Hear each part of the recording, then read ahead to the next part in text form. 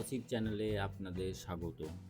আজকে বন্ধুরা, মনের যে আনন্দ সেই ব্যাপারটা কিন্তু আজকের মনের মধ্যে নেই। কারণ আমিও জানি আপনাদের সাথে, সাথে আমিও সেই লসেই বসে আছি। হয়তো কেউ ইউটিউবে আ কেউ হয়তো স্বীকার করবে না, কিন্তু আল্টিমেটলি বেশিরভাগ সেই লসেই থাকবে। তার কারণ এই মার্কেট যে হঠাৎ করে যে নিচের দিকে চলে আসা, এটা মার্কেটে কেউ আইডিয়াও করতে পারেনি। কারণ অনেকেরই ইনভেস্টমেন্ট থাকবে, তারা কিভাবে সেল আপ করবে অবশ্যই তাদের ব্যাপার। কিন্তু আমি জানি আপনারাও হয়তো যদি ইনভেস্ট করে থাকেন তাহলে হয়তো আপনারাও লসে আছেন। প্যানিক করবেন না, ওয়েট করুন। আর আজকের ব্যাপারটা মানে এতটাই পরিস্থিতি আ হঠাৎ করে চেঞ্জ হয়ে গেল যে এই পরিস্থিতিতে মানে আপনাদের সামনে কোনো পজিটিভ কথা যে বলবো সেটাও আর খুঁজে পাচ্ছি না। তবে আজকে এত কিছু নেগেটিভের মধ্যে আমি কিছু জিনিস আপনাদের সামনে বা কিছু চার্ট আপনাদের সামনে তুলে ধরবো, যেটাতে আপনারা যদি বিগিনার হয়ে থাকেন তাহলে আপনারা মনের দিক দিয়ে হলেও একটুখানি হলেও সান্ত্বনা পাবেন বা স্বস্তি পাবেন। ভিডিওটা দেখুন। আমি শেষের দিকে আমি আলোচনা করব বা ভিডিওটা দেখুন মন দিয়ে, তাহলেই বুঝতে পারবেন। আমি স্টেপ বাই স্টেপ আলোচনা করছি। যে কারণে মার্কেট ক্র্যাশ নামা সেটা হচ্ছে আপনারা অলরেডি হয়তো আপনারা জানেন বা শুনতে পেয়েছেন বা অবগত হয়েছেন। ইরান কিন্তু অ্যাটাক ইসরায়েল। তো এই নিউজটার জন্যে অবশ্যই মার্কেট ডাউনফল হয়েছে। অবশ্যই ডাউনফল হয়েছে, কারণ এখানে ওয়ার্ল্ড ওয়ার 3 যে আশঙ্কা, অনেক দেশ বা অনেক বড়, বড় যারা দিগ্গজ মানুষ আছে বা বড়, বড় মানুষ যারা আছে তারা কিন্তু ওয়ার্ল্ড ওয়ার 3 আশঙ্কা একটা করতে শুরু করেছে। যাই হোক, আমরা এটা নিয়ে আলোচনা করব না। কি হতে চলেছে সেটা আমরা অপেক্ষা করব দেখার। সেটা আমরা প্রত্যক্ষ দেখতেও পাবো হয়তো। যাই হোক, বিটকয়েনের যে হালভিং, সেই হালভিংটা আর বেশি দিন নেই। অ্যাপ্রক্স 20 এপ্রিল হালভিংটা হতে চলেছে, 5 দিন 20 ঘন্টা। যাই হোক, এটা আপনারা সবাই জানেন। আর আজকের এটা দেখার যে ইচ্ছেটা সেই আর মনের মধ্যে নেই। আমরা 2 দিন আগে পর্যন্ত হালভিং নিয়ে একটা কাউন্টডাউন বারবার দেখছিলাম যে আর মাত্র 5 দিন, তারপরে কি হতে পারে।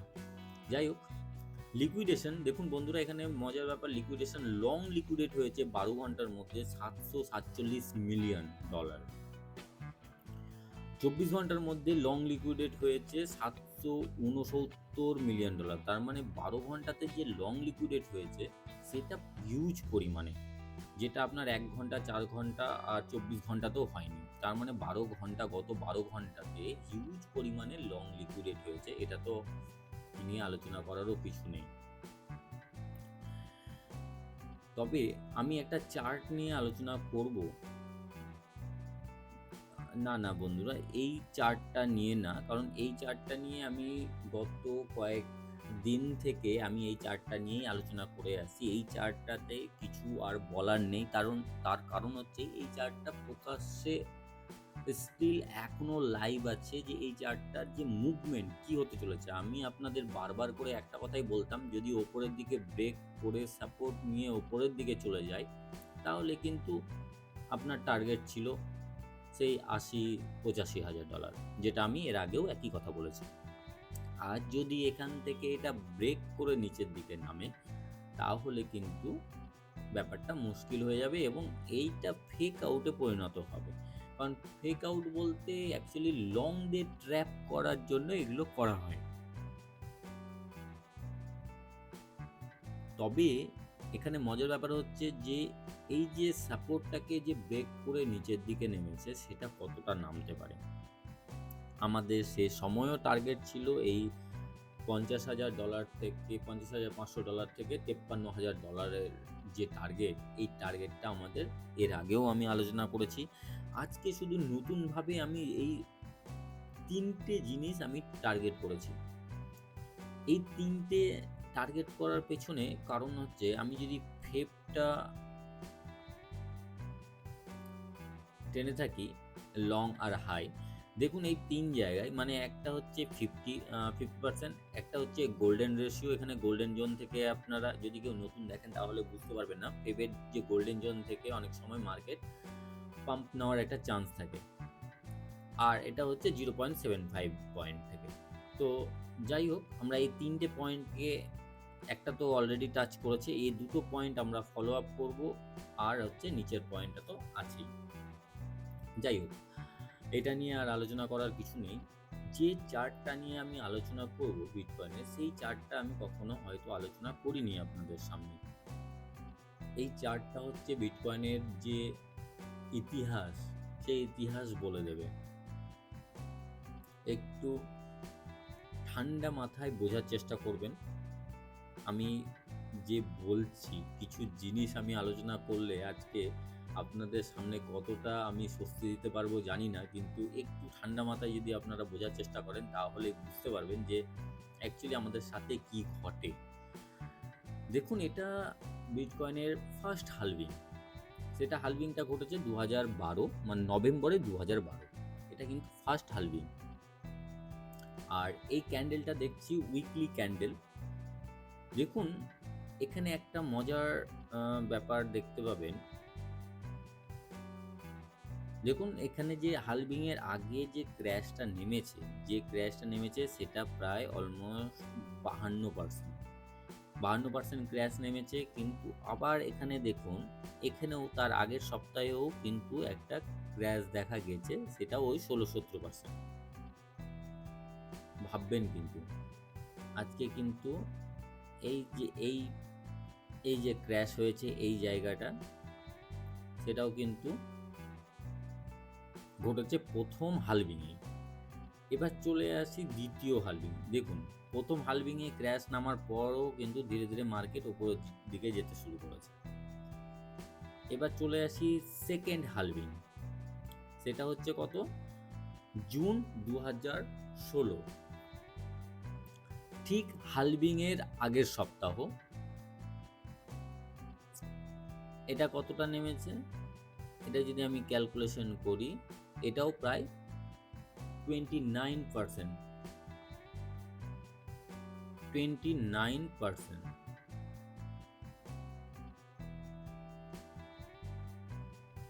ঠিক আছে, এটা গেল সেকেন্ড হালভিং। থার্ড হালভিংয়ে যদি আমরা চলে আসি, থার্ড হালভিংয়ের এটা যদি ব্যতিক্রমী ঘটনাও আপনি বলেন, ঠিক আছে, বলতে পারেন ব্যতিক্রমী ঘটনা অবশ্যই, কারণ বিটকয়েনের লাইফে প্যান্ডামিক সে কখনোই দেখেনি। প্রায় 61 থেকে 63% এইরকম। তো যাই হোক, 63% যে ডাউন, সেটা যেদিন প্যান্ডামিক হিসাবে ঘোষণা হলো ওয়ার্ল্ড ওয়াইড, তো সেই দিন এটা আপনার ক্র্যাশটা নামলো। যাই হোক, সেখানে কিন্তু এই একটা বড় ক্র্যাশ, সেটা আমরা ধরে নিলাম এটা একটা জাস্ট এটা একটা ব্যতিক্রমী ঘটনা, এটা আমরা কাউন্ট করব না। কিন্তু গত যে দুটো হালভিং দেখে আসলাম, সেটাও কিন্তু আপনার হালভিংয়ের আগের সপ্তাহ কিন্তু ক্র্যাশ নামা। ঘটনাচক্রে কিন্তু এইবারও কিন্তু সেম একই ঘটনা ঘটতে চলেছে।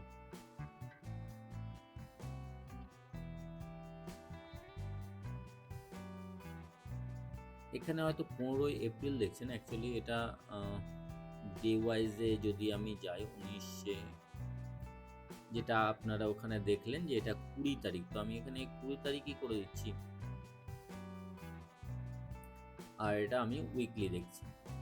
তো দেখুন, উইকলি দেখলেও সেই আগের সপ্তাহ, ঠিক তাই তো, এটা ঠিক আগের সপ্তাহ। এখন পর্যন্ত আমরা কত পার্সেন্ট নিচে নেমেছে দেখে নেব। আমরা যদি এখান থেকেই দেখি,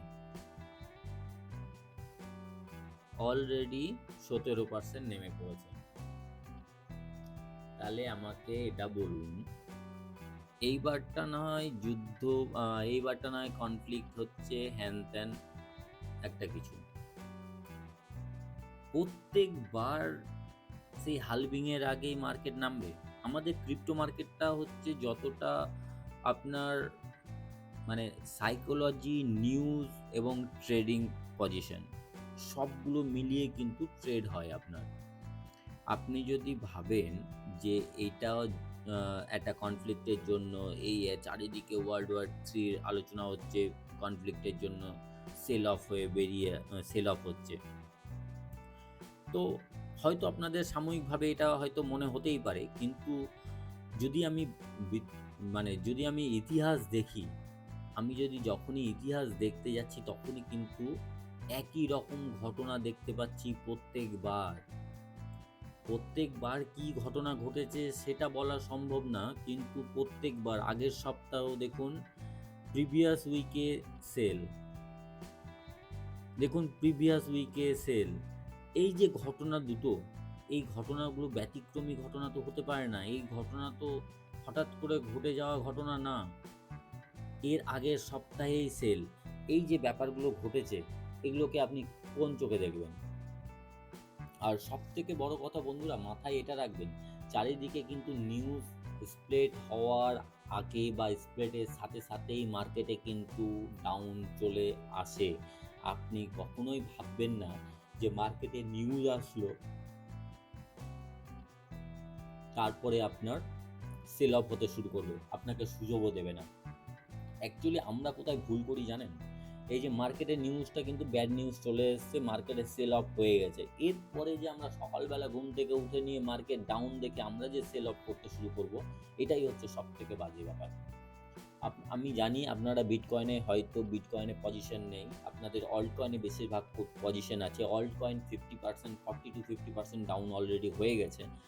আমি আপনাদের কাছে একটাই রিকোয়েস্ট করব, এটা অবশ্যই সম্পূর্ণ আপনাদের ব্যাপার, কিন্তু আমি একটাই বলবো, আপনারা এই মুহূর্তে কেউ সেল অফ করবেন না, কারণ অল্ট কয়েনের যা ডাউন নামার অলরেডি ডাউন হয়ে গেছে। আপনি যদি এখানে সেল অফ করে বেরিয়ে আসেন, দেখবেন হয়তো একটা মার্কেটে হয়তো হুট করে নিউজ আসবে যে কনফ্লিক্টটা বন্ধ হয়ে গেল, পুরো আপনার আলোচনার টেবিলে সবাই দুপক্ষ আলোচনার টেবিলে বসে পড়েছে, এটা একটা শর্ট আউট হতে চলেছে। মার্কেট যে শুট আপ করবে আপনি ধারণাও করতে পারবেন না। অ্যাকচুয়ালি বুল রানের আগে এটা লাস্ট লিকুইডেশন। বুল রানের আগে মার্কেট যে ডাউন নামলো, এটা লাস্ট ডাউন নামা, যেটা আমি আপনাদের বললাম। যত লং আছে বেশিরভাগ লং লিকুইডেট হয়ে গেছে বা হয়ে যাচ্ছে। আপনি ভাবতে পারবেন, একটা নিউজ আছে, আমি ওই নিউজটা আমি দেখাতে পারলাম না আপনাদের। একজন লোক অল্ট কয়েনে 3x-এ সম্ভবত কোনো মিম কয়েনে লং করে রেখেছিলেন, তার $1 মিলিয়ন মতন লিকুইডেট হয়েছে। $1 মিলিয়ন, একটু ভেবে দেখুন, $1 মিলিয়ন তার লিকুইডেট হয়ে গেল। প্রথমত অল্ট কয়েনের এই যে লেভারেজ মানে অল্ট কয়েনের যে ফিউচার ট্রেড, সেটা করাই উচিত না। আপনারা বিটকয়েনেই ট্রেড করুন, আর সব থেকে বড় কথা আপনার স্পটে করুন না, স্পটে ট্রেড করুন।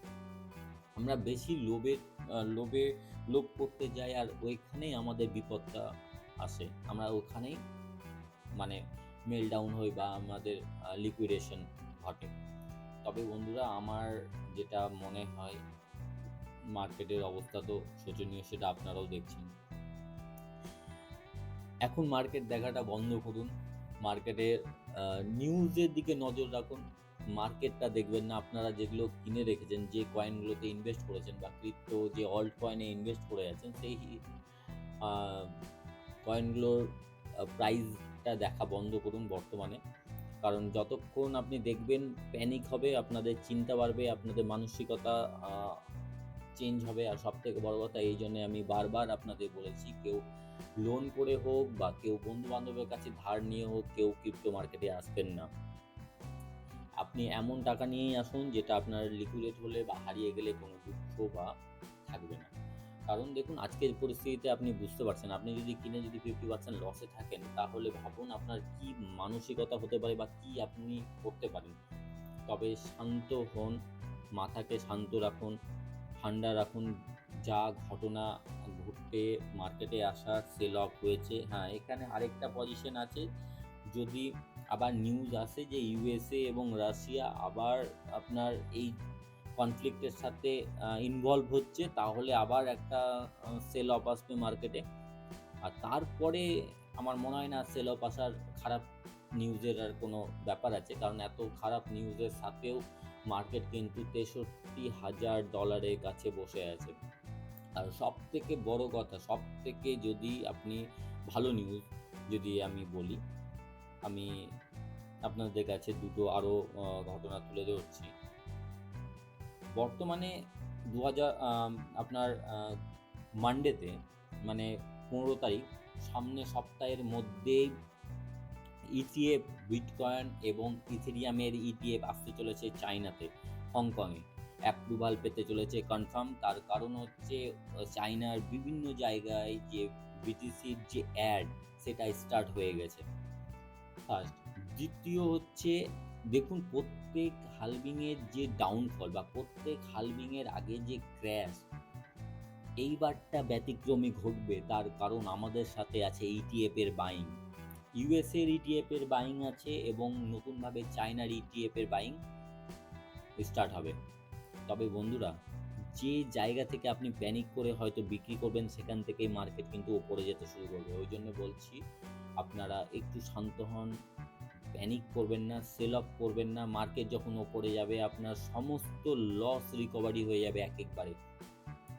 আপনাদের এখানে একটা জিনিস দেখাই, দেখুন হয়তো আপনারা স্বাভাবিক, হয়তো আপনারা প্যানিক করেছেন বা প্যানিক হচ্ছে আপনাদের মনের মধ্যে। দেখুন এখানে যে গতকাল রাত্রে আমি প্রাইসটা এই $68,000-67,000 কাছে দেখেছিলাম। আমি সেখান থেকেই যদি দেখি, বিটকয়েন কিন্তু অলমোস্ট 10% ডাউন হয়েছে। যখন মার্কেট ওপরে যেতে শুরু করবে না, এই এক এক দিনে 10% করে আপ যাবে, সেদিন ভাবতে পারবেন যে আজকে যদি আপনি সেল অফ করে দেন, সেই দিন আপনি পস্তাবেন বা সেদিন আপনার আফসোস হবে, সেদিন আর কিছু করার থাকবে না। সুযোগ মানুষের একবারই আসে। হ্যাঁ, আপনাদের কাছে যদি ডলার থেকে থাকে তাহলে আপনারা ইনভেস্ট করতে পারেন। ডিসিএ করুন, ডলার কস্ট অ্যাভারেজ করে আপনারা ইনভেস্ট করুন, বাই করতে থাকুন যদি পারেন, সাহস নিতে পারেন তাহলে বাই করতে থাকুন। আমি কোনো অ্যাডভাইস দিচ্ছি না, ফাইন্যান্সিয়াল অ্যাডভাইস দিচ্ছি না। লাভ লস টোটালটাই আপনার যদি মানসিকতা স্থির থাকে, লক্ষ্য স্থির থাকে, লং টার্ম যদি ভাবেন, তাহলে আপনারা ইনভেস্ট করতে থাকুন ভালো প্রজেক্টে। মার্কেট ওপরের দিকে যাবে, অবশ্যই মার্কেট ওপরের দিকে যাবে। জাস্ট মার্কেট এটা বুল রানের আগের ফেজ, যা প্রত্যেকবার হালভিংয়ের আগে একটা মার্কেট সেক আউট দেয় বা মার্কেটে ক্র্যাশ ডাউন করে। আমাদের মতন রিটেলারদের লাস্ট সেক আউট করে মার্কেট থেকে বাইরে বার করে দেওয়া। আপনি এটা কখনোই ভাববেন না কেউ যদি চাঁদে যায় আপনাকে চাঁদে নিয়ে যাবে, উদামনে আপনাকে কেউ নিয়ে যেতে চাইবে না।